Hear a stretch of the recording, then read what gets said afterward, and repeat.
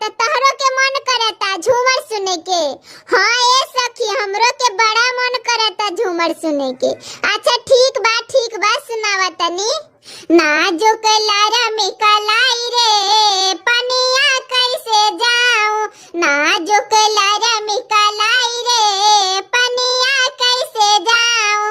अपनी ससुर जी के बहुता दुलारी, अपनी ससुर जी के बहुता दुलारी, अंगने में कुआं खनाऊ रे पनिया कैसे जाऊं, अंगने में कुआं खनाऊ रे पनिया कैसे जाऊं।